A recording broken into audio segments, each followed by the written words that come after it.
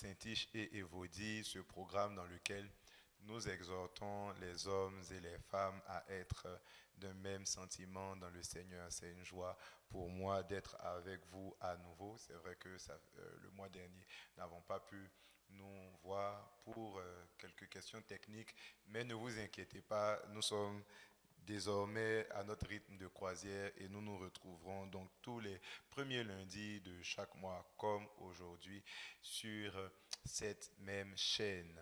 Et nous sommes à nouveau aujourd'hui en compagnie de notre intervenante principale, le pasteur Béatrice. Bonjour pasteur. Bonjour, pasteur. Alors pasteur, comment vous allez?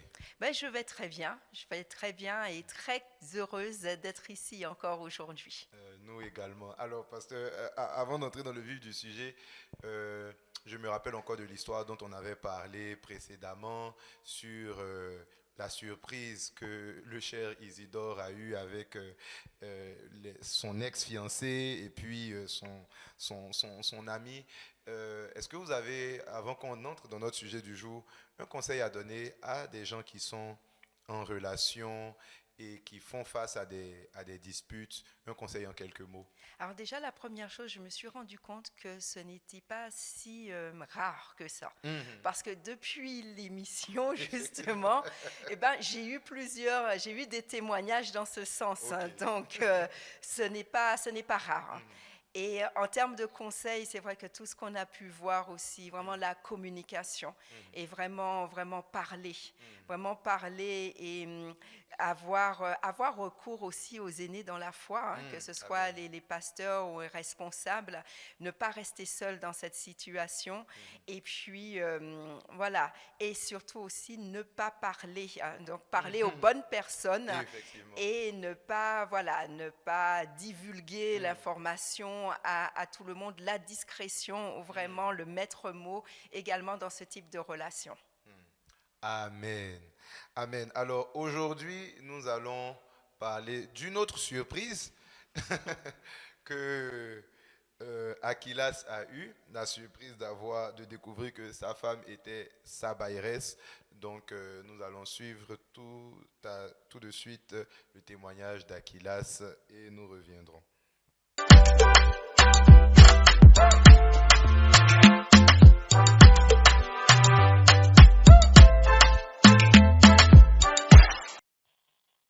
Bonjour, je suis Akilas.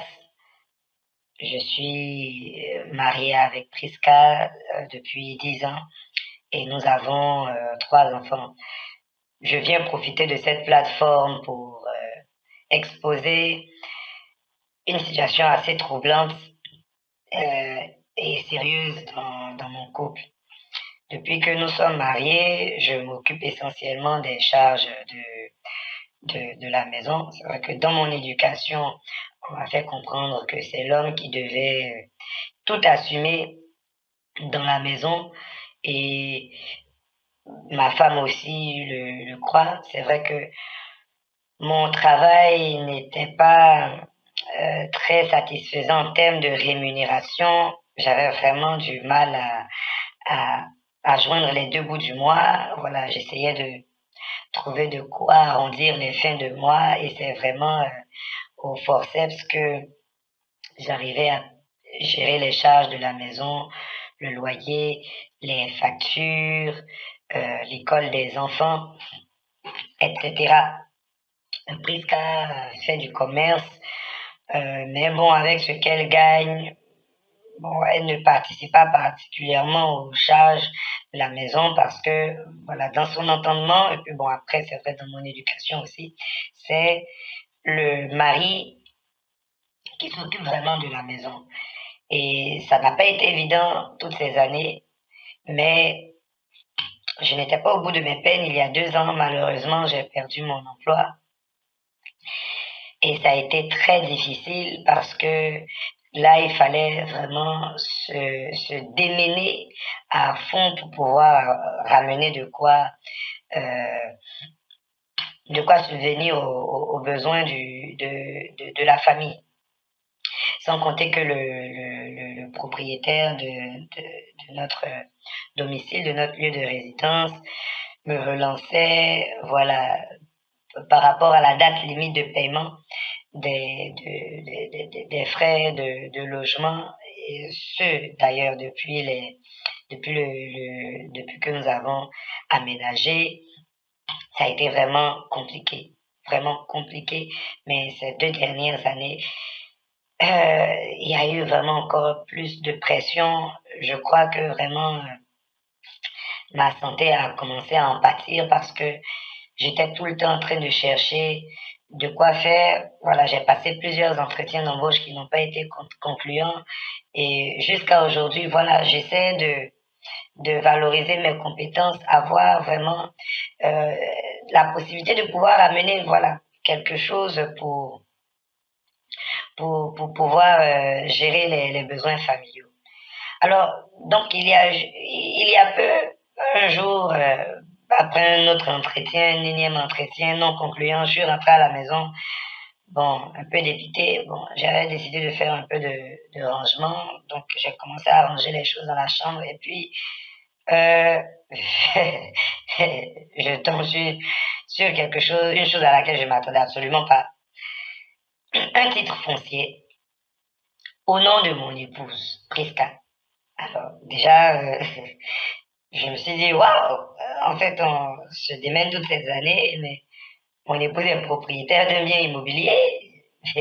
J'en suis pas informée, après 10 ans et 3 enfants. Mais vous n'allez absolument pas en revenir. Mais je regarde l'adresse et à mon grand désarroi, ma femme est propriétaire du logement dans lequel on vit depuis 10 ans.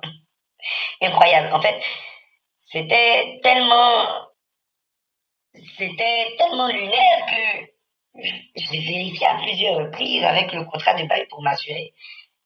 Ma femme, je suis locataire de ma femme. Ma femme est ma bailleresse. Prisca est ma bailleresse. C'était, je sais pas. J'ai du mal à dire. Comment toutes ces années elle possédait cela? Pourquoi elle n'en a pas parlé? On vivait des difficultés financières. Pourquoi, du coup, celui que je pensais être le propriétaire, du coup, travaillait certainement à sa solde, vu que la maison lui appartient. Pourquoi elle laissait me mettre la pression pour gérer le loyer alors qu'elle savait que c'était difficile? Pourquoi, quand j'ai perdu mon emploi, tellement de questions. Qu'est-ce qu'elle me cache d'autre? Après la découverte, je l'ai confrontée. Elle n'a pas eu de quoi me répondre. Voilà, je suis juste dépassée. Je me sens trahie. Je ne sais vraiment pas. Après 10 ans et 3 enfants, je ne sais vraiment pas. Je ne sais pas quoi penser, je ne sais pas quoi dire. Tellement de pensées me passent dans la tête. C'est. Je vais m'en arrêter là parce que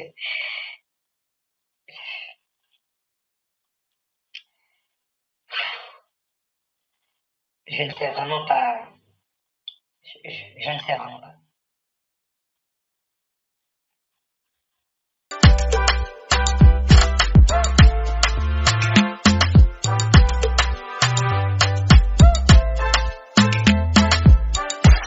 Ma femme, ma bailleresse. Alors, pasteur, quelle est la première impression que cette histoire vous donne? Quelle histoire! C'est vraiment quelle histoire. Quand j'entendais ce témoignage, mais je me dis, est-ce possible? Est-ce possible vraiment? Et ça interroge énormément et je peux comprendre qu'il soit dans une situation délicate, vraiment très, très, très délicate. Effectivement, en tout cas, je n'aimerais certainement pas être à la place d'Aquilas. Alors, pour aborder ce sujet, j'aimerais qu'on parle premièrement de la gestion du foyer et des responsabilités diverses. Alors, pasteur, on a beaucoup entendu dire que la responsabilité de l'homme, c'est de pourvoir aux besoins de la maison. La responsabilité de la femme, c'est s'occuper de la maison.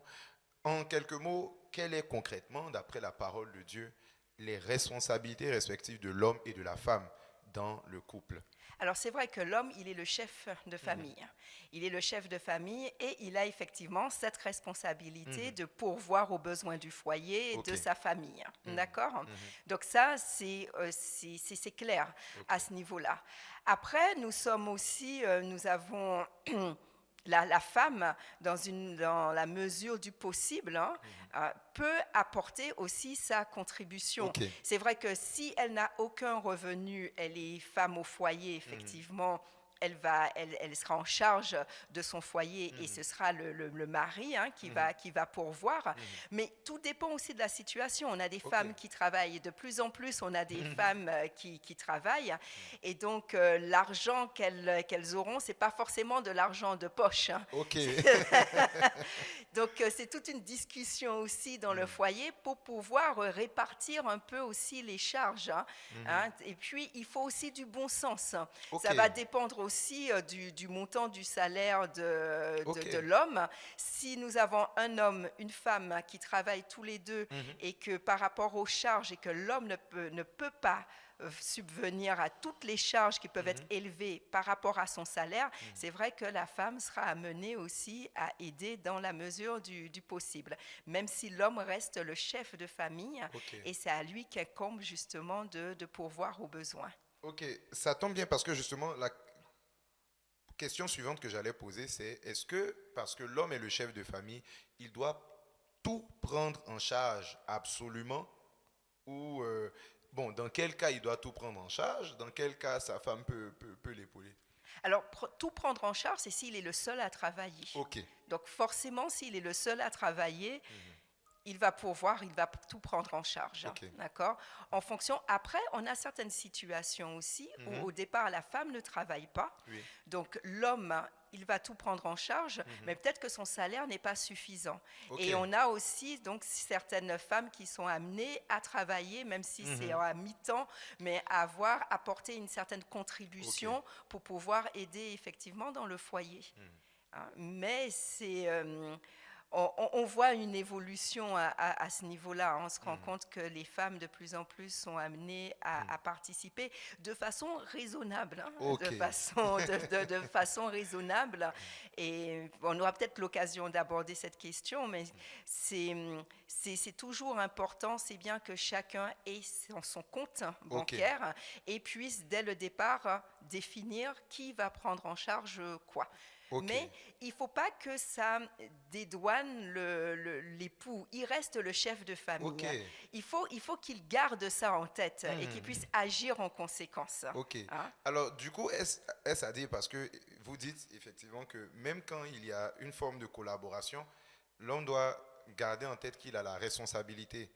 Est-ce que c'est à dire, du coup, que l'homme ne peut pas, par exemple, ne pas avoir de travail sans absolument chercher, parce que par exemple sa femme a un travail, supposons qu'on est dans un couple où la femme a un plus grand revenu, un revenu qui peut largement suffire aux besoins de la famille, est-ce que l'homme peut se dire, bon du coup, je démissionne, je reste à la maison et de toute façon ma chérie, ton salaire peut nous permettre de survivre? Je crois que l'homme a besoin de travailler. De toute façon, le Seigneur a mis cela en nous. Et je crois que l'homme a besoin de se sentir homme aussi à travers de son travail. Et c'est une responsabilité que généralement on prend très au sérieux.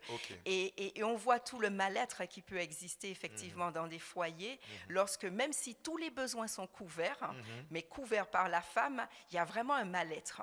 En tout cas, l'homme se sent quelque part diminué et il peut être même parfois méprisé de ne pas pouvoir participer effectivement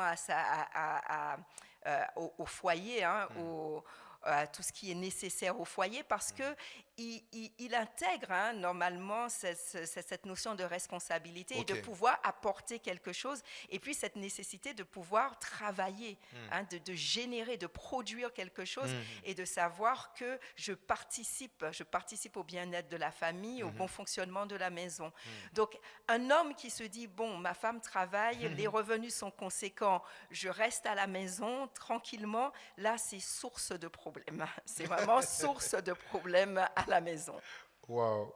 Alors, justement, vous avez abordé un point en ce qui concerne la gestion et les comptes bancaires. J'aimerais savoir, du coup, dans une situation idéale où l'homme et la femme travaillent, par exemple, qu'est-ce qu'on fait? Est-ce qu'on met tous les salaires dans le même compte bancaire et puis c'est l'homme qui décide tout ce qu'on fait avec? Ou bien est-ce que ça se fait au prorata? On entend parler, par exemple, de l'argent de poche de la femme. Comment ça se gère de manière idéale? Je crois que c'est à chacun aussi de décider son système de fonctionnement. Okay. En accord. Okay. Le couple, les deux peuvent décider. Après, ce qui est conseillé, ce qui est bien, c'est que chacun ait son compte. Okay. D'accord? Chacun ait son compte, ça évite aussi certains problèmes. Okay. Et puis, il peut y avoir effectivement une caisse. Alors là, je ne parle pas de compte, mais une caisse commune, effectivement, où chacun va alimenter aussi cette caisse pour le quotidien, pour les courses, par exemple, le quotidien de la maison, pour les enfants. Après, de pouvoir décider aussi qui va prendre en charge le loyer. Bon, généralement, c'est l'époux, mais les grandes dépenses, par exemple, tout ce qui sera loyer, paiement des factures, d'électricité, les grandes charges, les grands postes de dépenses. Là, effectivement, généralement, c'est l'époux qui prend en charge. On décide qui va s'en occuper. Mais c'est toujours important d'avoir un compte séparé. Alors, quand je dis compte séparé, ça ne veut pas dire compte, comment dire ça, où on ne sait pas qu'est-ce qu'il y a sur ce compte. C'est ça. C'est-à-dire que je ne sais pas combien tu te gagnes, je ne sais pas combien d'argent tu as sur ton compte en ce moment. Ça ne veut pas dire compte opaque. Compte séparé ne veut pas dire compte opaque. D'accord? Compte séparé pour une meilleure gestion, d'accord? Mais on doit savoir, le conjoint doit savoir que déjà le salaire, ça, je suis toujours intriguée de savoir qu'il y a des épouses parce que c'est souvent dans ce sens-là, des épouses qui ne savent pas combien leur mari gagne. Ça, c'est un mauvais départ dans le mariage. C'est important de connaître les montants et de savoir quel est le montant. Donc, de savoir effectivement le montant, qui s'occupe des charges, sachant que les plus gros postes, généralement, c'est l'époux, et puis avoir une caisse commune pour les dépenses du quotidien, et puis sans compter aussi l'épargne, parce que dans le mariage, il faut penser aussi à l'épargne. Donc, le couple peut décider aussi, à la fin de chaque mois, chaque conjoint aura un montant, donc au prorata en fonction du salaire, un montant qui sera mis de côté pour l'épargne. Ok. Alors, vous avez justement parlé c'est bien d'avoir des comptes séparés pour la gestion, mais pas opaque. Est-ce que ça veut dire, par exemple, que même si l'un des deux a une augmentation, l'autre doit en être informé? Oui. Wow. Et puis d'ailleurs, j'irai plus loin, il faut qu'ils célèbrent cela ensemble. Wow, amen. Il faut qu'ils puissent célébrer ensemble. Et, ils ont, surtout s'ils ont prié, je ne sais plus si c'est la prophétesse qui faisait cette remarque une fois ou quelqu'un d'autre, je ne me rappelle plus, mais on prie ensemble dans le couple pour la promotion. On fait toutes ces choses ensemble. Et pourquoi une fois que la promotion est là, il n'y a que l'homme qui puisse jouir de cette promotion? On a prié ensemble, on a combattu ensemble, on doit jouir de cette promotion ensemble. Amen. Donc l'épouse doit savoir. Amen, c'est très important. La question suivante que je voudrais aborder, c'est, alors vous avez parlé du fait que, effectivement, de manière raisonnable, dans la mesure du possible, l'épouse doit pouvoir apporter de la substance financière au foyer. Est-ce que, alors on entend dire que la place de la femme est à la cuisine. Est-ce que ça sous-entend du coup que la place de la femme n'est pas uniquement à la cuisine. Après, je me souviens, je vais toujours faire référence à la prophétesse, je me souviens qu'elle parlait une fois lors d'une rencontre spécifique avec les couples, où elle disait aussi, on doit savoir quel genre de femme qu'on épouse et quel genre de femme qu'on désire épouser. Ok. Est-ce qu'on cherche plutôt une épouse qui va rester à la maison, Ok. d'accord? Donc on va s'assurer effectivement que la personne qu'on va épouser, eh ben voilà, souhaite effectivement être au foyer. Ok. Alors je veux juste ouvrir cette parenthèse. Être au foyer, ce n'est pas à ne rien faire, Ok. et ce n'est pas du tout une position à rabaisser. Ok. Parce qu'on a tendance, surtout dans la génération actuelle, de dire femme au foyer avec une connotation péjorative. Oui. Péjorative. Je ne suis pas du tout dans, Ok. dans cette optique. Femme au foyer, c'est très noble. Femme au foyer, Amen. c'est beaucoup de responsabilités. Ah oui. Et c'est vrai qu'on peut voir aussi, dans certains, moi j'ai été témoin aussi dans certains couples où la femme travaillait et ça a eu des impacts par rapport aux enfants. Ok. Donc il y a une sagesse aussi à avoir par rapport à cela, Ok. avec un travail très prenant, peu présente à la maison et avec certains impacts. Ok. C'est important que les parents soient présents, que moins que la mère aussi soit présente Ok. pour la gestion de la maison, la gestion des enfants. Ok. Et ce n'est pas du tout péjoratif. Ok. Et femme au foyer, croyez-moi, c'est beaucoup, beaucoup, beaucoup de travail. C'est pas je me réveille à telle heure, je regarde mes séries préférées, je cuisine quand j'ai le temps, je vais faire du shopping. Ce n'est pas ça être femme au foyer. C'est beaucoup de responsabilités et c'est une responsabilité lourde qui repose aussi sur la femme parce qu'elle est amenée à faire en sorte que la maison tourne bien. Ok. Et une maison qui tourne bien, c'est un grand bénéfice. Amen. Un grand bénéfice pour le couple, Oui. pour un époux qui sait qu'il peut se reposer entièrement sur son épouse et il sait que la maison va bien tourner et ça va décharger son oui. esprit de cette préoccupation. C'est toujours très, très bénéfique. Ah oui. D'accord? Donc, pas du tout négatif à Ok. ce niveau-là. Et donc, j'essaie de reprendre le fil de ce après ma parenthèse. Donc, c'est pas du tout péjoratif Ok. qu'une femme soit au foyer. Après, effectivement, de plus en plus, on voit donc, je disais qu'un mari doit savoir quel le type type de de femme. femme. Et certaines femmes, effectivement, d'emblée, disent, moi, je suis plutôt ce type de femme. Je me Ok. vois plutôt rester à la maison, m'occuper de la maison, ce que je sais faire très bien et que j'aime faire. Ok.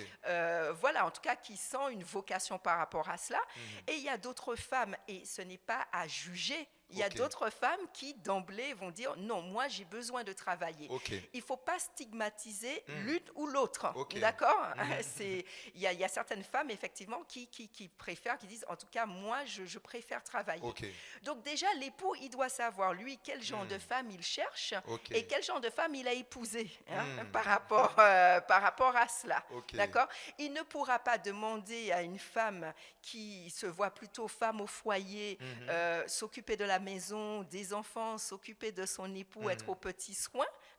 Il ne pourra pas exiger de cette femme de pouvoir à tout prix chercher du travail, Ok. travailler et subvenir aux besoins de la maison. Non, ce sont des choses, on discute de cela avant aussi. Ok. Et un monsieur, un homme qui a épousé une femme qui souhaite travailler, il ne pourra pas exiger ou obliger son épouse à rester à la maison. Et ça, ce sera source de conflit. Et là, on parle de travail. Là, après, il y a autre chose aussi. Lorsqu'on souhaite reprendre les études, c'est aussi autre chose. Mais ça arrive. Ça arrive aussi dans le couple à un moment donné où on ressent le besoin. Et même parfois, le Seigneur le demande. Le Seigneur demande de reprendre les études. Donc, ce sont des choses aussi à voir, à anticiper et à discuter. Donc, après, voilà, ça dépend. Il y a des hommes, effectivement, à la base, c'est vrai qu'on dit, oui, la femme, sa vocation, c'est de rester derrière les fourneaux, de s'occuper des enfants. Attention de la façon dont c'est pensé, dont c'est vu aussi. Je pense que c'est important aussi la conception qu'on se fait de la femme au foyer. C'est vrai que si un époux désire avoir sa femme au foyer, mais avec cette conception un peu péjorative où tu es au foyer, tu n'as rien à dire, ton rôle c'est de t'occuper de la nourriture, de t'occuper de moi, de t'occuper de mes enfants. Là, ça peut être aussi compliqué. Hein. Mais je pense que voilà, il n'y a rien de péjoratif. Ok. Il n'y a rien de péjoratif du moment que ce soit très clair, hein, Ok. que sache déjà, nous en tant qu'épouse, quel genre d'épouse on souhaite être, et puis que l'époux, lui, quel genre d'épouse il souhaite avoir. Ok. Après, on a des circonstances aussi qui font, peut-être qu'à la base, on est femme au foyer et qu'on s'épanouit complètement. Hein. L'essentiel aussi, ce qui est très important, c'est de pouvoir s'épanouir. Ok. Hein, je m'épanouis en tant que femme au foyer, je m'épanouis au travail et je garde l'équilibre, toujours cet équilibre. Donc, on peut effectivement s'épanouir pleinement en étant femme au foyer, mais il y a des difficultés financières. Hein, il y a un problème, il y a eu un imprévu, où le mari perd son travail, a du mal à retrouver du travail. Voilà, il peut avoir certaines situations où là, on va se poser la question de, effectivement, il faudrait peut-être que je trouve du travail. Hein, mais ne pas complètement se fermer aussi à cette idée. Il y a des circonstances qui font que on peut être amené à changer de statut. Il faut être vraiment assez flexible. Et là encore, dans le couple, on voit l'importance de la communication, de pouvoir discuter ensemble et de voir qu'est-ce qui est possible. Oui, alors que vous le dites, j'ai l'impression que du coup, c'est ce qui a manqué entre Aquilas et Prisca, dans le sens où quand il a perdu son travail, déjà avec lequel il avait du mal à subvenir aux besoins de la famille, il n'y a pas vraiment eu un peu ce relais là où cette aide de Prisca pour aider à éponger les charges. Et je crois qu'il y a eu un problème aussi dans la conception. C'est-à-dire qu'on sent qu'Aquilas, lui, il y avait vraiment ce poids, chef de famille, responsable de famille, il doit pourvoir. Et on voit dans son témoignage, on entend, il y avait une énorme pression par rapport à ça. Une énorme pression. Et ça peut être même dangereux. Hein. Ça peut être dangereux. Une telle pression, il y a des personnes, ça peut aller très loin sur une telle pression. Et puis, l'épouse aussi qui avait vraiment cette conception aussi, que c'est le mari. C'est le mari qui, même s'il est en difficulté, c'est de sa responsabilité. Donc, il doit trouver les moyens. Et où je dis que c'est une pression et ça peut aller très loin, parce qu'un époux avec une telle pression peut s'orienter vers quelque chose de malhonnête, en se disant que oui, je dois apporter, je dois subvenir aux besoins, je dois apporter cet argent chaque mois, avec cette telle pression, même pour un chrétien, à un moment, il va se retrouver dans certaines situations de se dire, bon, peut-être faire quelque chose de malhonnête pour pouvoir ramener l'argent. Et dans les cas extrêmes, ça peut même conduire au suicide. Une telle pression peut conduire au suicide. Et donc déjà, il y a eu un manque de communication, un manque de compréhension aussi. On avait vraiment l'impression qu'il y avait aucune flexibilité en fait. Les choses sont ainsi et c'était vraiment à Aquilas de se débrouiller pour pouvoir subvenir. Et à aucun moment on ne voit que Prisca, qu'elle a été interpellée par rapport à ça, ou de se dire dans quelle mesure je peux aider. C'était déjà difficile de joindre les deux bouts avec le salaire d'Aquilas. Là maintenant qu'il a perdu son travail, et en plus dans son témoignage, on n'a pas l'impression que c'était quelqu'un qui avait perdu son travail et qui restait à la maison et qui attendait. Il essayait vraiment, il cherchait du travail, il essayait vraiment de faire au mieux. Et là, c'est incompréhensible. C'est vraiment incompréhensible parce que à aucun moment ça n'a interpellé Prisca. Donc c'est vrai qu'elle avait un petit commerce à côté. Peut-être que le revenu du petit commerce ne permettait pas de couvrir toutes les charges, mais voilà, c'était pas forcément ce qu'on lui demandait, mais qu'il puisse avoir quand même un soutien, ne serait-ce qu'un soutien moral, un soutien, on le ressent pas dans le couple, on l'a pas ressenti, on l'a pas ressenti, et bon, on ne le sait pas, mais on a plus un peu ce sentiment, que ce soit dans ce couple ou que dans d'autres couples, où du moment où le mari ne peut plus assumer cette charge, il y a une sorte de mépris qui s'installe en fait, c'est-à-dire que tu n'es pas en mesure en tant que d'assurer pleinement ton rôle de chef de famille, et donc à quoi es-tu bon en fait, entre Wow. guillemets. Et ça peut aller vraiment très loin.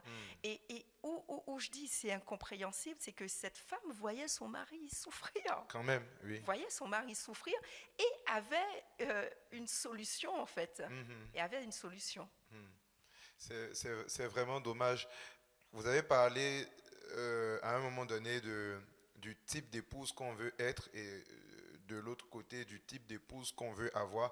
Est-ce que du coup vous estimez que c'est le genre de conversation importante qu'il faut avoir avant le mariage? Parce que, bon, je vois que beaucoup de gens, quelquefois, dans les fiançailles, sont juste un peu sur les Ils nuages, sont sur un nuage, en train c'est de vrai. se faire beaucoup de poèmes, mais concrètement, est-ce que c'est des sujets qu'on doit aborder? C'est-à-dire, est-ce que tu te vois en tant que femme, est-ce que tu te vois comme une carriériste? Est-ce que tu envisages briguer même un poste politique?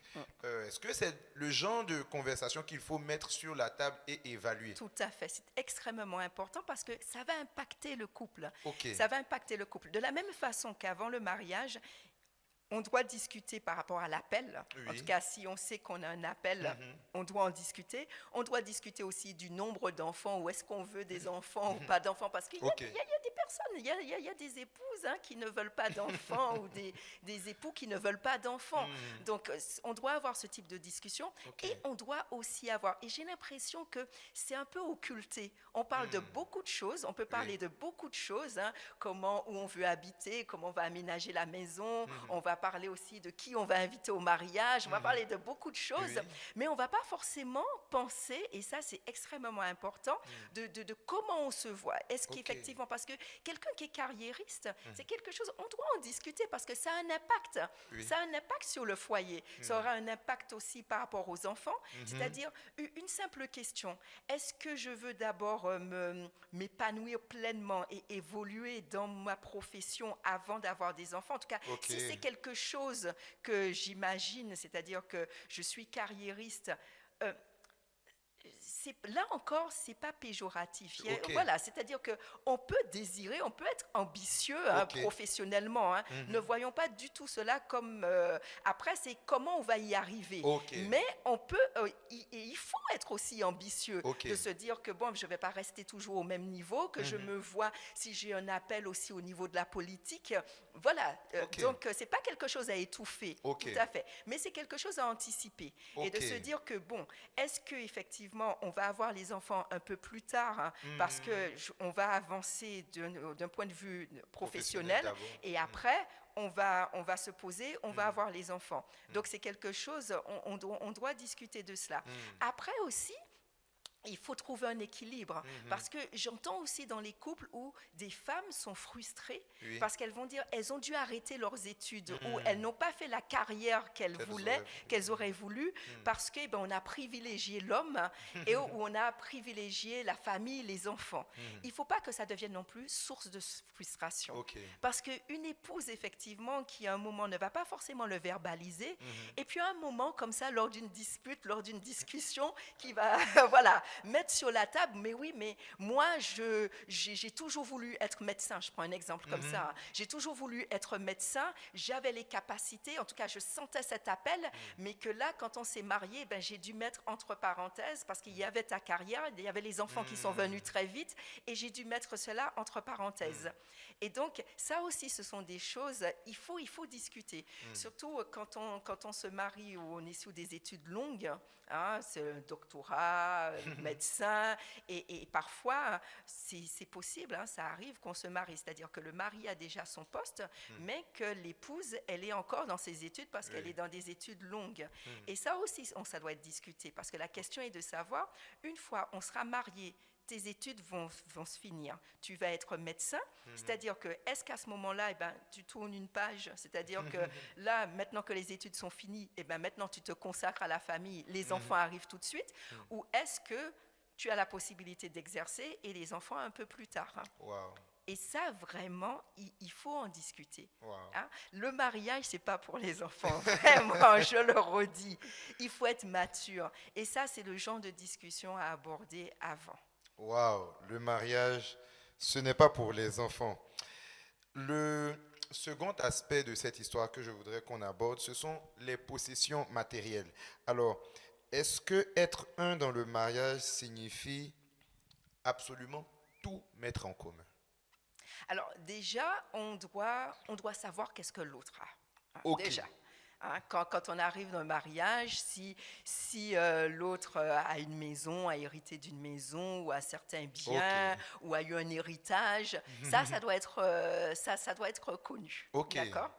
De toutes les façons, si après, c'est vrai, d'un terme juridique, je ne suis pas forcément spécialiste, mais c'est vrai que on part du principe normalement, et c'est là aussi où il faut la communication et la confiance. On part du principe effectivement que quand on arrive avec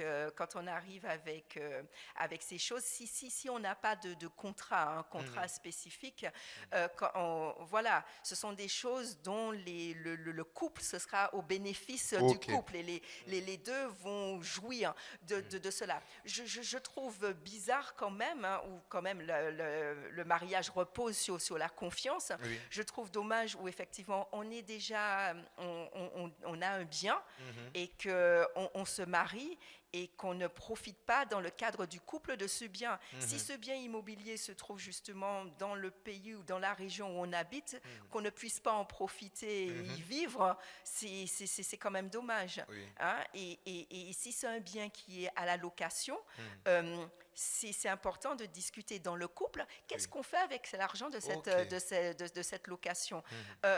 De dire que si c'est par exemple, moi j'arrive dans le couple, j'ai un logement que je loue, et dans le mariage, et que d'emblée je dis à mon mari, de toutes les façons, eh ben ça c'est à moi, tu ne vas pas y toucher, voilà, n'imagine même pas. Wow.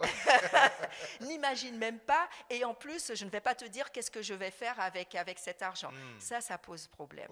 Je pense que c'est important de pouvoir discuter ensemble, qu'est-ce qu'on fera de cet argent, et de décider ensemble, voilà. Est-ce que ça va rentrer dans l'épargne? Est-ce que ça va couvrir certains frais? Est-ce que c'est quelque chose qu'on peut garder aussi pour les études des enfants? Voilà, il faut en discuter. Mais dans la mesure, moi, la conception que le Seigneur a du mariage, c'est difficile d'entrer dans le mariage en se disant, ça c'est à moi, tu ne vas pas y toucher. Ça, c'est quelque chose on va discuter. Et peut-être qu'effectivement, en discutant, on va prendre la décision, effectivement, on garde ça pour toi, voilà, pour un projet particulier. Hein? Je ne dis pas que forcément ça doit être partagé entre les époux, ou forcément c'est l'époux qui doit avoir la jouissance de cela. Hein? Je dis simplement qu'il faut en discuter, de savoir qu'est-ce qu'on fait. Peut-être que l'épouse, effectivement, c'est son bien, elle a un projet, et on se dit, on va garder cela pour ton projet. Hein? C'est vraiment en discuter. Mais déjà dans le couple, on doit savoir ce que chacun apporte, hein, en termes de biens immobiliers, biens matériels ou finances, ce que chacun apporte. Après, c'est vrai qu'il peut y avoir, pourquoi certains effectivement préfèrent faire un contrat et préfèrent vraiment sécuriser, parce qu'ils se disent que bon, on ne sait jamais qu'est-ce qui peut se passer, mais voilà. Justement, j'allais en arriver là. Est-ce que c'est une bonne manière de penser, d'entrer dans le mariage en se disant, on établit un contrat sur les possessions matérielles parce que on ne sait jamais, peut-être qu'on peut divorcer, etc. Est-ce que c'est une bonne manière de penser quand on rentre dans le mariage? Ou bien est-ce que... On peut le faire. Bon, c'est vrai que normalement, quand on rentre dans le mariage, ça dépend quelles sont nos dispositions. Si tu rentres dans le mariage en te disant que, eh ben, il y a éventuellement, c'est possible, voilà, que bon, que ça marche pas, qu'il y ait un divorce ou une séparation. Quand on rentre dans un mariage, en tant que chrétien, on rentre dans un mariage pour la vie. Amen. Après, bon, on a peut-être l'occasion d'en discuter. Il peut y avoir certaines circonstances, mais on doit avoir cette mentalité. Et quand on rentre dans le mariage avec cette mentalité, ça permet aussi qu'à la moindre friction, ou même sous des situations difficiles, on va tout faire pour pouvoir maintenir ce couple. Et quand je dis tout faire, c'est accepter de pardonner. Parce qu'il y a des choses choses. Après, il y a certaines limites, mais il y a des choses quand même qui peuvent se passer ou de se dire, ce sera énorme, ça va nous demander de prendre beaucoup sur nous, ce sera difficile, mais de se dire que voilà, voici la conception du mariage selon le Seigneur. Je me suis mariée pour la vie, je vais faire cet effort, je vais vraiment pardonner par rapport à ça. Donc tout dépend aussi avec quelle conception on rentre dans le mariage. On se dit oui, je me marie selon le Seigneur, mais je sais que si on sera amené à se séparer, là, ça ouvre la porte à beaucoup de choses. Quand on rentre dans le mariage où on se dit, on sait qu'on est dans la volonté du Seigneur et on est sous la même ligne, vraiment, que le Seigneur, on ne va pas forcément penser à ce genre de choses. Après, dans le couple, et là encore, d'un commun accord, si le couple préfère la séparation des biens, qu'il y ait séparation de biens, mais quelque chose qui se discute, d'accord, et qu'on ne fasse pas la séparation de biens dans l'objectif de se dire si jamais il y a un problème, que ce ne soit pas dans cette optique, de se dire bon, on ne sait jamais, donc on va faire la séparation des biens, que ce ne soit pas dans cette optique. Et j'allais arriver sur la question de la séparation des biens. Selon vous, dans quel cas il peut être judicieux, avec de bonnes intentions, d'opter pour le régime de séparation de biens? Après, c'est vrai que là, j'en ai pas forcément qui me vient en tête, mais il peut y avoir peut-être par rapport à une société. Si un homme, alors moi, l'exemple qui me vient tout de suite en tête, c'est si par exemple l'un des conjoints a une société et que voilà, s'il y a un problème au niveau de la société, c'est risqué, c'est bien d'avoir cette séparation de biens. En tout cas, c'est ce qui me vient en premier en tête. Mais voilà. Là, on est dans un cas de séparation de biens parce qu'il y a un business, il y a quelque chose, voilà. Et non pas de se dire que si jamais le mariage ne marche pas, si jamais l'un me trompe, voilà. Mais dans le cas d'une affaire, ça peut être parfois judicieux de cette séparation. Ce que je comprends de ce que vous dites, c'est-à-dire que la séparation vient être utile quand le fait d'opter pour la communauté de biens peut, dans un cas, être risqué. Tout à fait. Pour des raisons externes et pas parce qu'on anticipe une séparation. D'accord. Ce qui, justement, alors, je sais qu'il y a des parents qui nous suivent et vous aussi, vous êtes parents. Permettez-moi de vous poser une question personnelle. Si vous léguez un héritage gras, et je le souhaite d'ailleurs à vos enfants, est-ce que vous seriez à l'aise que le futur conjoint de, par exemple, l'une de vos filles vienne jouir de cet héritage-là, alors que, bon, peut-être qu'il n'a pas forcément, il n'a pas, entre guillemets, forcément le même statut social, etc. En tant que parent, comment est-ce que vous anticipez ça? C'est-à-dire que si je lègue un héritage à ma fille, voilà, quand même un héritage conséquent. Donc ma fille se marie, à quelqu'un qui n'a pas forcément ce même bagage matériel. Est-ce que vous seriez à l'aise qu'il puisse venir jouir, entre guillemets, quelque part, du fruit de votre travail à vous et à votre époux? Alors déjà, quand on lègue l'héritage, on sait que si l'enfant est marié ou n'est pas encore marié mais va se marier, ça c'est quelque chose on doit prendre en compte. On doit savoir que l'héritage, forcément, ce sera peut-être pas ma fille qui va en jouir, va en jouir seule. Après, ça dépend du type de mariage, mais disons que si c'est un mariage, un bon mariage, en tout cas un mariage fait selon la volonté du Seigneur, tous les deux ils sont dans le Seigneur avec quelqu'un de bien, même si c'est pas écrit sur le front, mais quelqu'un de bien. Moi, je ne verrai pas cela d'un mauvais œil. Au contraire, que cet héritage puisse aider au couple, et aider le couple, et surtout pour démarrer. On sait qu'au départ, ce n'est pas toujours évident. C'est pas, en tout cas, moi, je parle pour moi. C'est pas quelque chose qui qui va me gêner. Ok.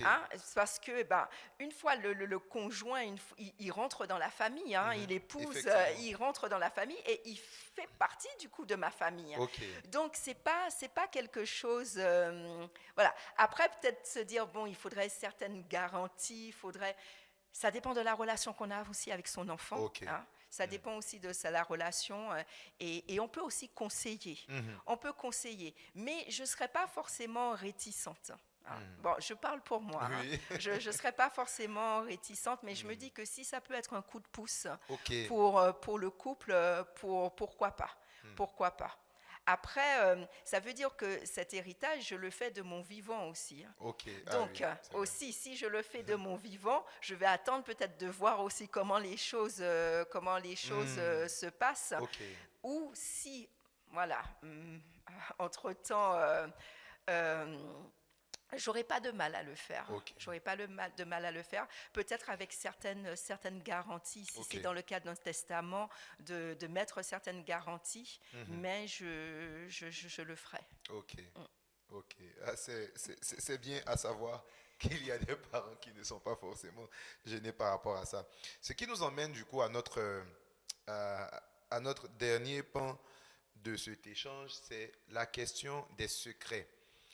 Donc, Aquilas a travaillé comme un forcené pour pouvoir assurer les charges de la famille.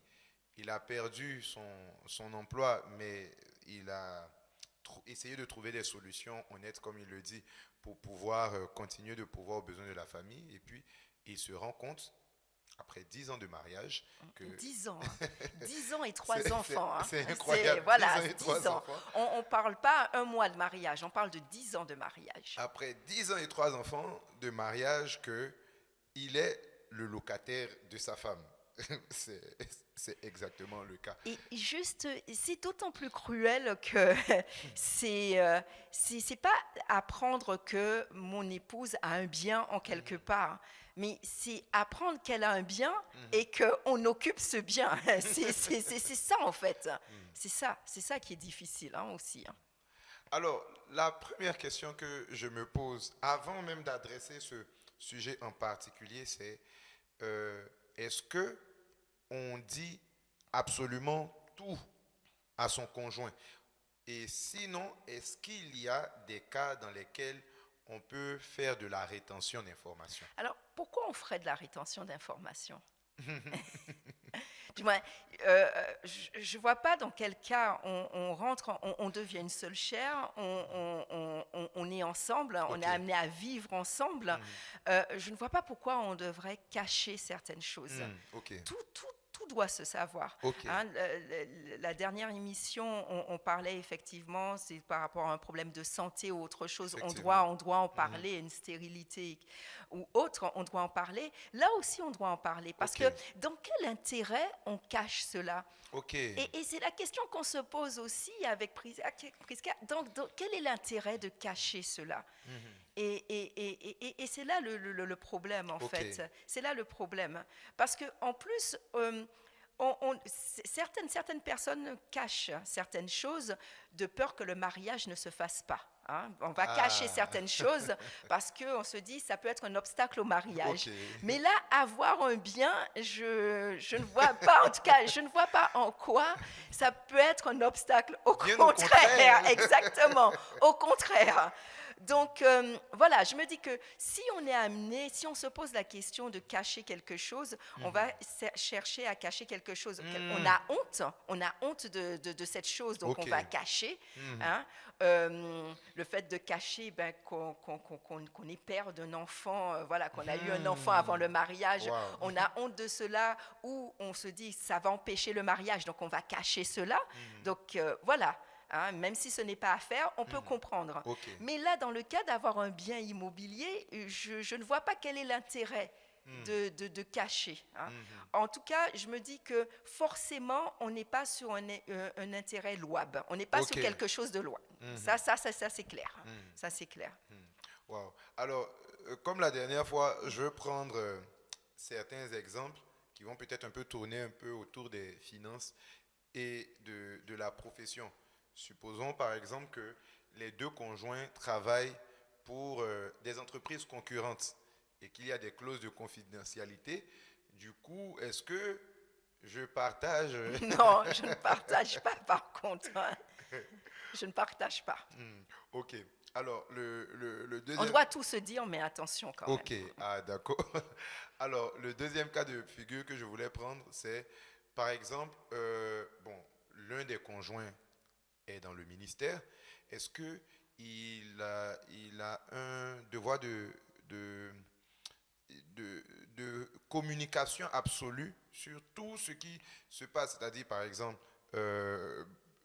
je vois des gens en entretien, j'apprends des choses suffisamment assez confidentielles sur certaines personnes.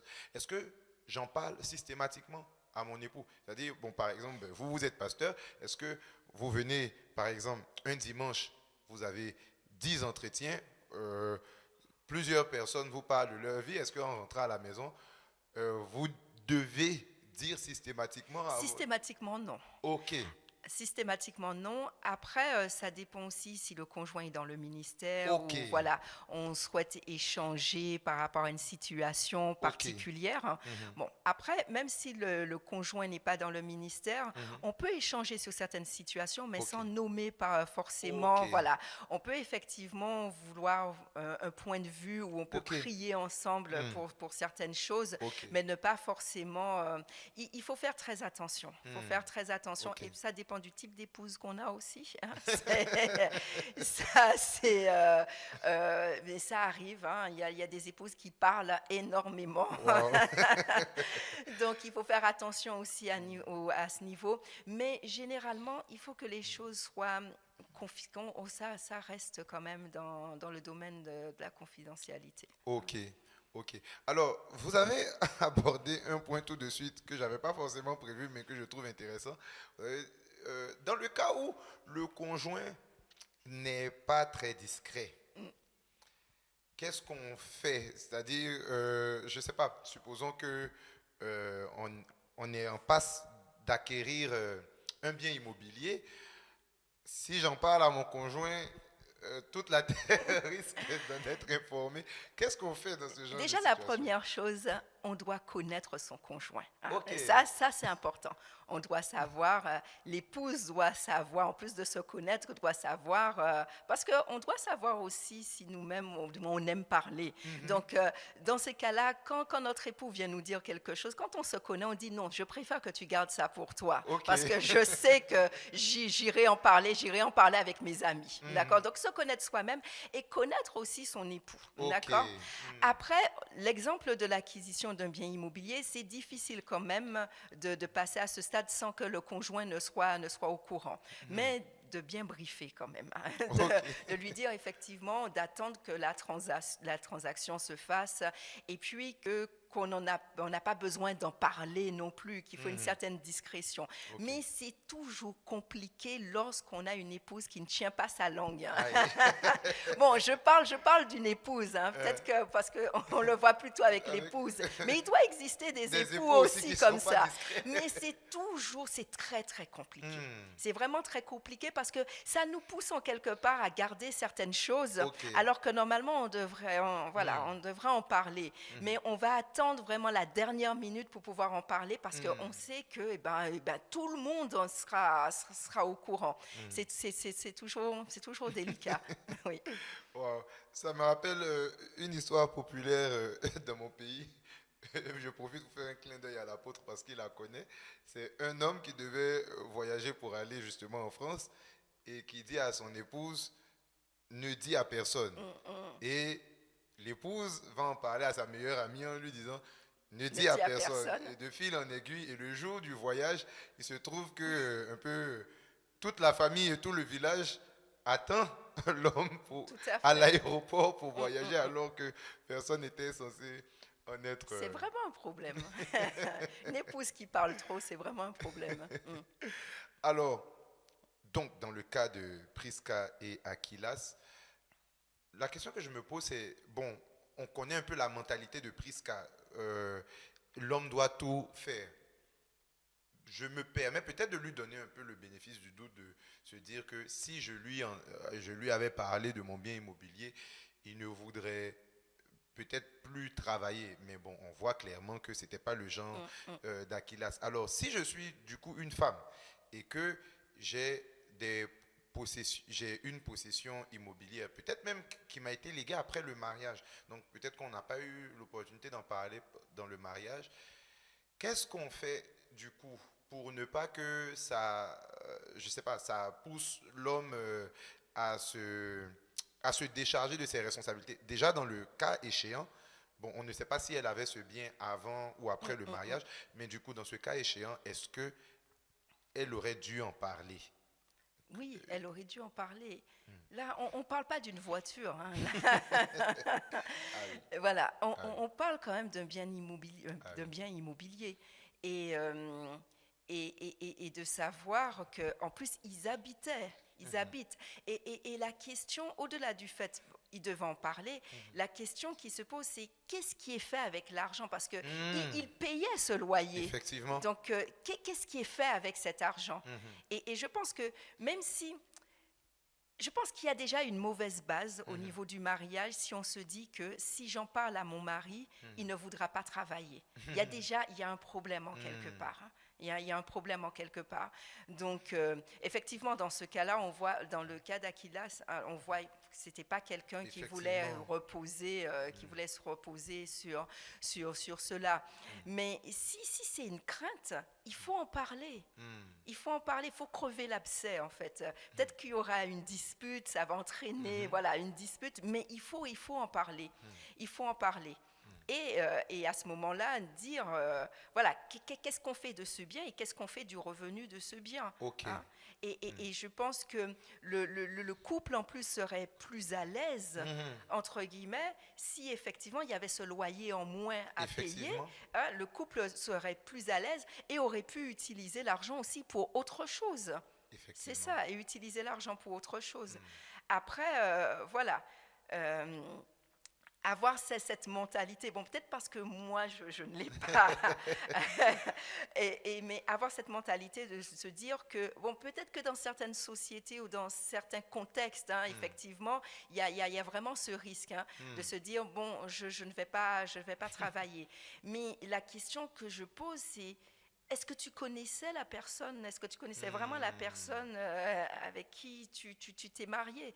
Hein? Est-ce que c'est le type de personne à se dire, effectivement, s'il y a un bien immobilier, ben, je ne vais pas travailler ou je vais utiliser cela, je vais dilapider l'argent. Hein? Alors, Aquilas découvre le subterfuge de son épouse.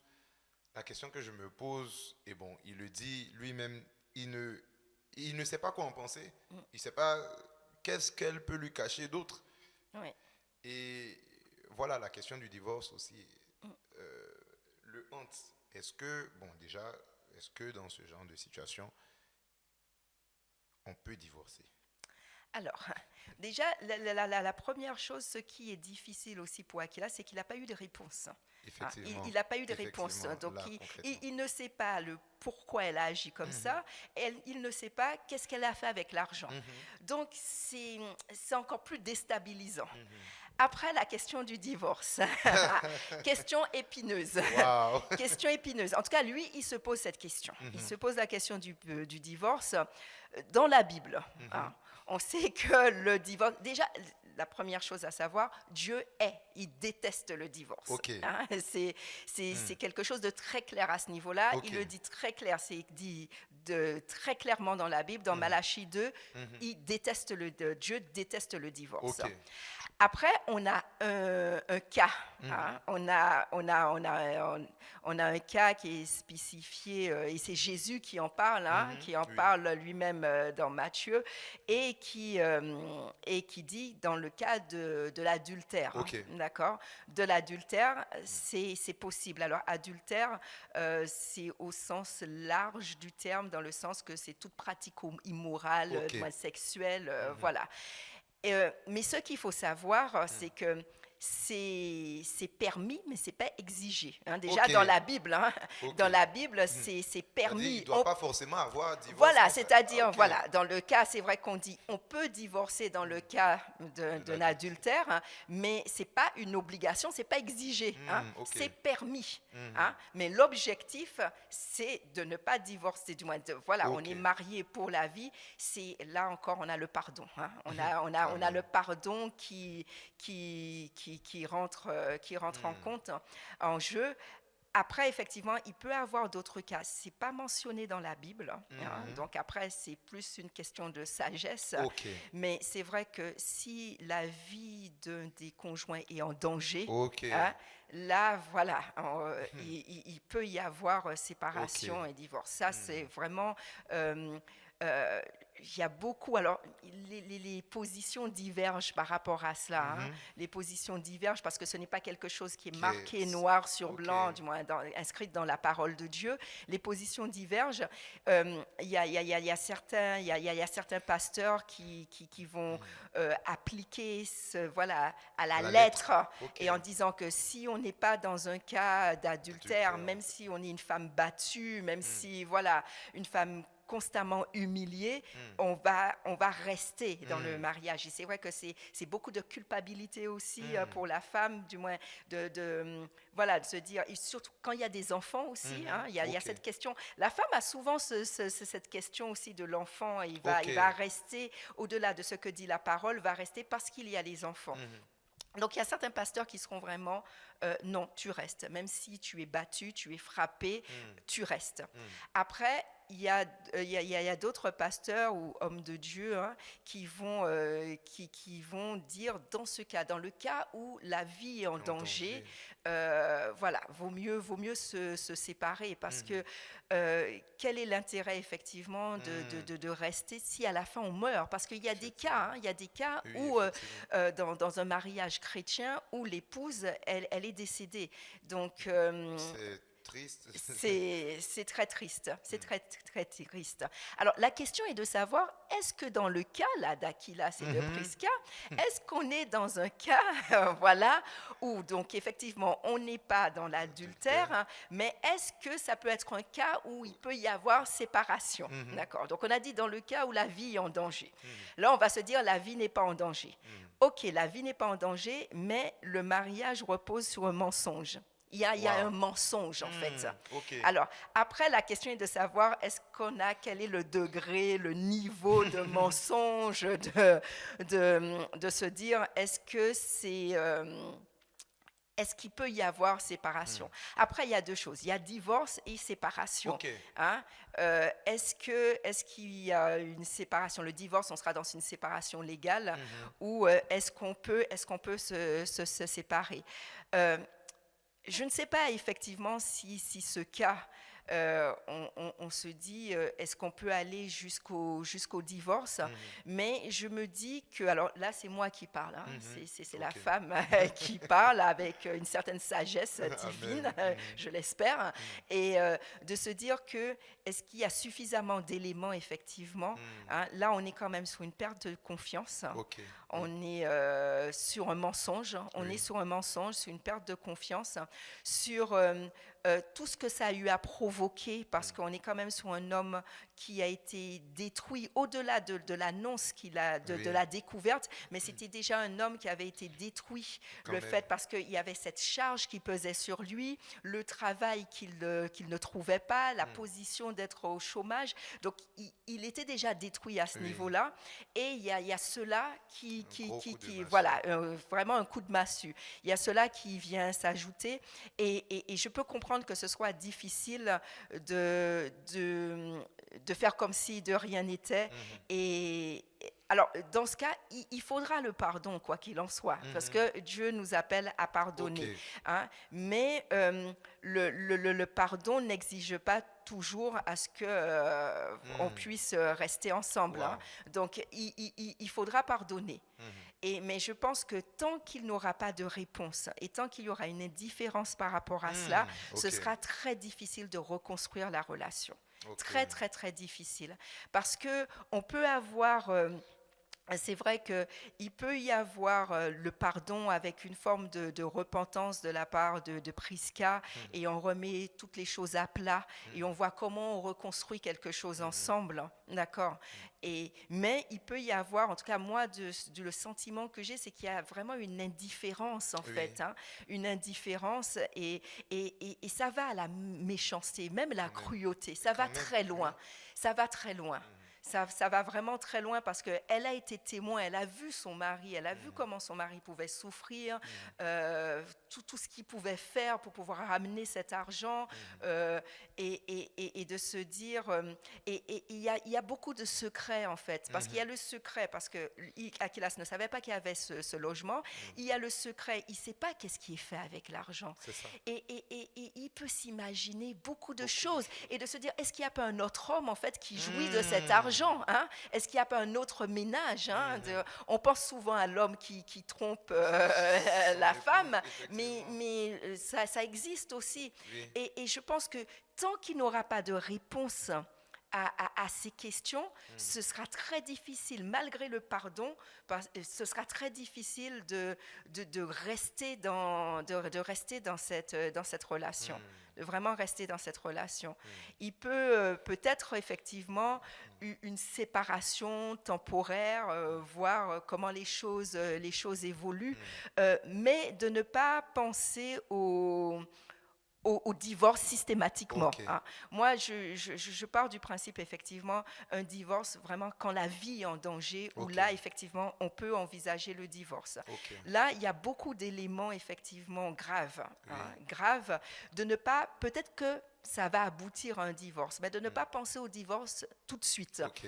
de vraiment chercher, de discuter, de chercher d'avoir des éléments de réponse, peut-être dans un premier temps une séparation, et voir, et puis se faire aider aussi, hein, Ok. se faire aider aussi par rapport, voilà, avec les pasteurs, hein, vraiment se faire aider aussi à ce niveau, se faire aider, se faire accompagner aussi à ce niveau-là. Alors, du coup, si jamais, parce que vous l'avez dit, il ne faut pas penser divorce directement. Si jamais, est-ce que déjà il y a une réelle possibilité de reconstruire la relation? Et si oui, sur quelle base? Quels sont les éléments nécessaires pour qu'il puisse y avoir... Il faut la repentance. Ok, Pour reconstruire la relation, il faut que de la part d'Aquilas, il y ait le pardon, ok, d'accord? Parce que s'il y a la repentance de la part de Prisca, mais qu'Aquilas ne pardonne pas, ce sera très difficile de reprendre la relation. Il faut que les deux puissent jouer leur partition, dans le ok, sens où il faut qu'Aquilas puisse pardonner et il faut que Prisca puisse se repentir. ok, S'il n'y a pas de repentance par rapport à ce qui a été fait, ça va être très difficile ok. de reconstruire la relation. Parce que, voilà, une repentance, et quand on parle de repentance, c'est pas seulement regretter d'avoir fait cela, c'est prendre la décision aussi qu'il n'y aura plus jamais de secret Ok. dans le couple, et que tout sera dit. Et quand je parle repentance aussi, ça veut dire que s'il y a d'autres secrets, que ce soit le moment Ah, aussi ok. de le dire. Hein, c'est pas la repentance simplement par rapport à ce problème, cette situation. Mais je continue de garder Exactement, encore. dans la même lancée, je vais dire tout ce qui a été caché, hein, tout ce qui a été caché. Mais pour pouvoir espérer que la relation c'est pas impossible, hein, il faut toujours avoir l'espoir, hein, donc c'est pas Oui. impossible. Mais pour pouvoir espérer que la relation puisse se reconstruire, il faut la repentance et le pardon. Et prendre les décisions, effectivement, repartir sur de nouvelles bases, et prendre la décision voilà, de reconstruire quelque chose ensemble. Hein. Et puis, bien entendu, hein, sur un couple chrétien aussi, quand je parle de pardon et de repentance, c'est vis-à-vis du conjoint, mais vis-à-vis de Dieu également. Amen. Amen. Ce qui m'emmène du coup à ma dernière question. Pasteur, après 10 ans de cachotterie, est-ce qu'on peut vraiment pardonner? Après avoir découvert une super chérie qui date de certainement plus de 10 ans, de la part de son propre conjoint, est-ce qu'on peut vraiment pardonner? C'est très difficile. Hmm. C'est très difficile, mais j'ai envie de dire qu'on n'a pas le choix, en fait. C'est ça. C'est Hmm. ça. C'est très, très difficile. Hmm. Et c'est pas, il ne faut pas s'attendre à ce que ça se fasse du jour au lendemain. Ok. Et il ne faut pas. Voilà. Je pense que c'est quelque chose qui prendra du temps. Hmm. Et même si on se dit on a pardonné, on va se rendre compte qu'en pensant à la situation, il y aura encore quelque chose qui va vraiment blesser. C'est quelque chose qui prendra du temps. Mais où je dis on n'a pas le choix, c'est en tant que chrétien, on doit pardonner. Amen. On doit pardonner. Et là, seul, on ne va pas y réussir. On ne va pas Amen. réussir. Et on a besoin vraiment, on a besoin de l'assistance du Saint-Esprit et on a besoin de temps. Et c'est quelque chose, effectivement, qui se fera aussi avec le temps. Mais c'est très, très, très difficile. C'est très difficile de pouvoir pardonner. La confiance est brisée. C'est 10 ans de mariage, c'est 3 enfants.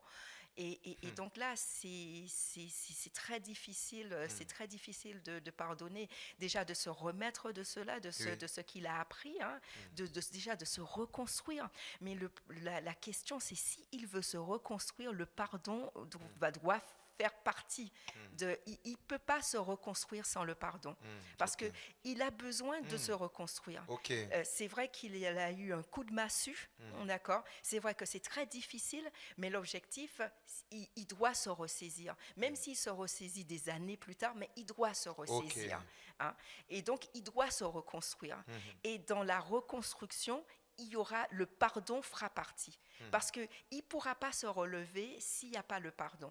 Parce qu'il pourra se dire, bon, voilà, je tourne la page, je passe à autre chose, mais s'il n'y a pas eu le pardon, au moindre, voilà, il va replonger à y penser, à croiser à Prisca, ça va revenir et ça va limiter dans beaucoup. Ça veut dire que là, on est vraiment aussi sous une perte d'estime de soi. Il y avait déjà l'estime de soi qui avait été perdue. C'est vrai que quand on est au chômage, on est dans cette situation difficile, c'est vrai que l'estime de soi, c'est pas vraiment ça. Et puis, on a encore ce coup de massue. Donc, il a besoin d'avancer et de se reconstruire. Et le pardon fait partie. S'il veut vraiment se reconstruire, aller de l'avant, envisager autre chose, il faut qu'il y ait le pardon. Mais c'est très, très difficile et il faut qu'il laisse Dieu vraiment penser la blessure. Il faut, parce que il y a certaines personnes, c'est douloureux. Il y a certaines personnes qui préfèrent rester dans cette situation et qui ne souhaitent pas l'opération chirurgicale du Seigneur. C'est difficile. C'est jamais très facile de pardonner, mais il faut l'accepter. Mais ça prendra du temps. Ça prendra du temps. Alors, c'est vrai que c'était ma dernière question, mais alors que vous avez parlé du pardon, j'en ai une toute dernière qui m'est venue du coup. Dans des situations similaires où le pardon n'est pas évident, comment est-ce qu'on fait pour y parvenir? Comment est-ce qu'on fait pour pardonner dans des cas justement de blessures suffisamment profondes? Par exemple, quelqu'un qui a été trompé par son conjoint, qui veut pardonner, mais voilà, qui a encore les souvenirs, la hantise du forfait qui a été commis. Comment on s'y prend? Déjà, seul, c'est compliqué. De se dire que voilà, j'ai la force nécessaire pour pouvoir pardonner. On peut effectivement le croire, mais on va se rendre compte que non. Ou parfois le pardon est partiel, c'est-à-dire on pense qu'on a pardonné et puis on se rend compte que lorsqu'on pense à cette situation, il y a encore cette blessure. Et c'est là l'importance d'être chrétien. D'être chrétien. Et alors, je ne sais pas pourquoi est-ce que la femme a cette capacité, c'est un peu plus, est-ce qu'elle a eu un cœur? En tout cas, je parle dans le cas de l'adultère. C'est vrai qu'on voit des femmes plus facilement pardonner. Ça ne veut pas dire que c'est plus simple, mais qui seront beaucoup plus promptes Ok. à pardonner. Je crois que c'est le cœur de la femme qui fait ça. Mais là, il faut se faire aider. En Ok. tout cas, il faut se faire aider. Se faire aider, c'est vrai que je parlais par rapport au pasteur, il faut se faire accompagner, mais il faut laisser aussi le Saint-Esprit. Et il faut vouloir pardonner. Ça, c'est Ok. déjà le point de départ. Ok. Il faut le vouloir. Ok. Il faut le vouloir et c'est ce qui ouvre la porte pour que justement le Saint-Esprit puisse agir et pour qu'on puisse être vraiment accompagné par rapport à cela. Mais il y a des cœurs fermés et ça peut prendre un peu de temps. Ok. L'objectif n'est pas de juger tout de suite. Ok. On ne peut pas juger quelqu'un voilà, qui vient de vivre cette situation et qui sur le moment ne veut pas pardonner. Ok. On ne peut pas juger cette personne en disant oui, que tu es un mauvais chrétien, tu ne veux pas pardonner. On doit avoir aussi de l'empathie, hein, de la compassion. C'est normal que ça ne se fasse pas tout de suite. C'est un processus. Ok. Et le premier objectif, quand je dis que la personne a besoin d'être accompagnée, le premier objectif, c'est d'amener cette personne justement à vouloir pardonner. Ok. D'accord ? Déjà, à vouloir, à accepter. Hein, ça, c'est la première étape. Après, quand on accepte, ça ne veut pas dire qu'on pardonne parce qu'on accepte. Mais déjà, le fait de se dire, oui, je rentre dans cette démarche, je sais que c'est difficile, mais je rentre dans cette démarche, je veux pardonner. Donc là, on rentre dans une deuxième étape Ok. où on va laisser le Saint-Esprit vraiment agir. Ok. Et vraiment, ça va demander aussi, si effectivement on s'était avant éloigné du Seigneur, là c'est le bon moment pour revenir au Seigneur, hein, d'avoir vraiment cette communion, cette intimité avec le Seigneur, parce que c'est vraiment cela qui va amener le pardon. Et une fois de plus, c'est quelque chose qui sera progressif. Hein. Il y a certaines personnes qui peuvent pardonner. Chacun est différent et Dieu agit de façon différente. Il y a des personnes, même si c'était très difficile, qui vont assez rapidement pardonner. Il y a d'autres, ça va prendre un peu plus de temps. Ok. Il faut respecter Ok. ce cheminement, ce processus et ne pas être dans le jugement. Après, si la personne refuse de pardonner, là, on passe à autre. Si on refuse de pardonner, là, on doit être clair aussi de ce à quoi cette personne s'expose si elle refuse de pardonner. Mais si on est en face de quelqu'un qui a accepté de pardonner, mais qui est dans ce cheminement et qui prend du temps, là, faut pas juger. Il faut au contraire accompagner, soutenir, exhorter, hein, encourager cette personne hein, qui est dans ce processus. Mais on a effectivement des personnes qui d'emblée vont dire il est impossible que je puisse pardonner. Et là, tout le travail, effectivement, c'est d'amener cette personne à avoir pensé, de se dire cette éventualité que je puisse pardonner et pourquoi je dois pardonner. Amen. Et je pense qu'on a besoin de comprendre pourquoi on doit pardonner. C'est pas simplement dire tu dois pardonner parce que dans la Bible on dit tu dois pardonner. Je pense qu'on doit aussi dans le processus de guérison, on doit comprendre aussi pourquoi on doit pardonner. Amen. Et lorsqu'on comprend pourquoi on doit pardonner, le processus, en fait, je ne dirais pas que c'est plus simple, mais lorsqu'on comprend les choses, c'est généralement, voilà, quand on ramène cela à la nature de Dieu, à Dieu, quand on ramène, en fait, dans le pardon, où on se détourne de la personne qui nous a offensés pour se fixer sur Dieu. Et lorsqu'on est dans cette démarche et on comprend le pardon, c'est vrai que là, le cheminement est plus simple, entre guillemets. Hein, parce que dire simplement, c'est vrai qu'on est parfois maladroit dans notre façon, et je parle aussi pour les pasteurs et autres, on est parfois maladroit dans la façon dont on va parler à quelqu'un. Je dis, tu dois pardonner dans la Bible, sinon c'est un péché, si tu ne pardonnes pas, tes prières ne seront pas exaucées, Dieu t'a pardonné, il faut que tu pardonnes. Et si on reste uniquement sur cela, hein, on a tendance à vraiment accuser, entre guillemets, avec ce type de parole. C'est écrit dans la parole, donc point barre. Des fois, on doit aller comme ça. Oui, parfois, on ne passe pas par 4 chemins, on y va comme ça. D'accord. Mais c'est important aussi d'expliquer, surtout quand on parle du pardon, c'est très important d'expliquer le pourquoi du pardon. Et effectivement, comme je pouvais le dire, quand on comprend le pourquoi du pardon, où on se détache de la personne qui nous a offensés pour se fixer sur Dieu, là vraiment on rentre dans le processus et c'est possible. Amen. Amen. pardonner, c'est possible.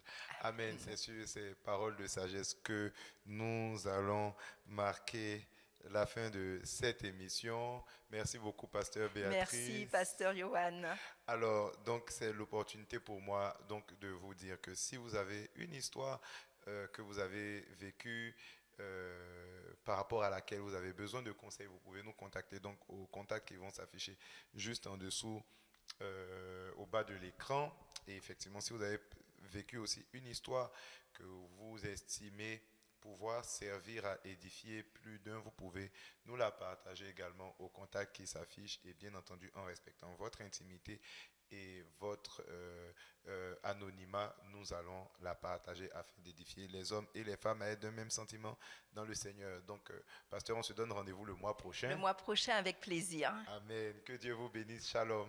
Shalom.